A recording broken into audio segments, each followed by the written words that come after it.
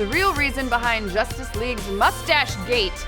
With the first live-action team-up of Superman, Bats, Wonder Woman, Flash, Cyborg, and Aquamoa in last year's Justice League, expectations were high for the superhero team to set a new bar for the DC heroes. Unfortunately, one of the most memorable moments to come out of the film wasn't the story or the film's meh to okay reviews. It was this.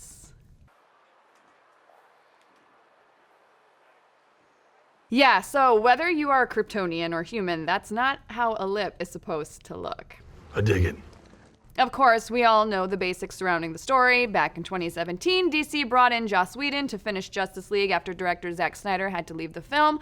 Unfortunately, JL needed some heavy reshoots, which would have been fine, except for the fact that Superman actor Henry Cavill was in the middle of shooting Mission Impossible Fallout, and Cavill's character featured this honking soup strainer.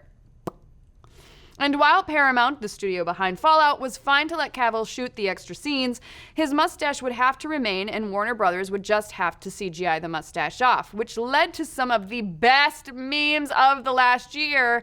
Now, while fans had their fun with this digital grooming, it left many asking, why? What happened? Wouldn't it have just been easier to shave and then let it grow back, or even CGI it back on, as it's easier to add hair than remove it?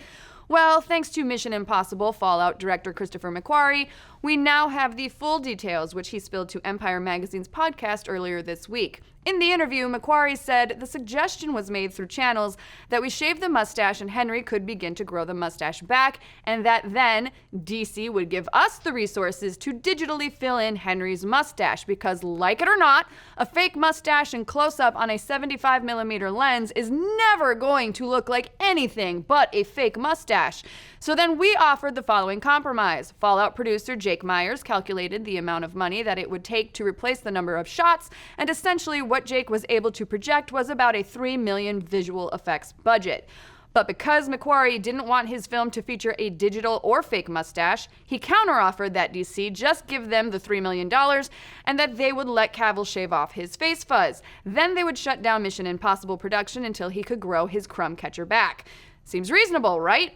Well, after a ton of negotiations and with a plan in place, McQuarrie pitched the idea to Paramount, and Paramount's reaction was a very understanding, "What is going on? What are you people even talking about? There is no way we are going to do that."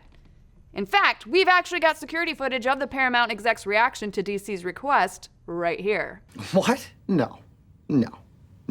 And with that lack of Paramount's cooperation, we got a new piece of CGI history right up there with the special edition version of the Sarlacc. And to make this whole thing even more awesome, after Mission Impossible star Tom Cruise broke his ankle filming one of Fallout's stunts, production on MI went on hold anyway, and Cavill would have had more than enough time to shave and regrow his face hair, because irony is wonderful. But what do you folks think? Should Paramount have let Cavill shave his mustache for the JL reshoots? Would Superman having a normal lip have improved Justice League at all, or would it still have been the same?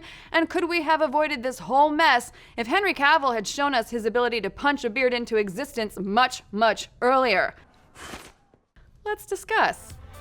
Be sure to like, subscribe, and smash that little bell to get notified every time we drop a video, like today with the latest episode of Animation Investigation. Hector Navarro is breaking down what storylines we can expect to see in the upcoming season of Star Wars: The Clone Wars. Check it out on Nerdist YouTube page right now.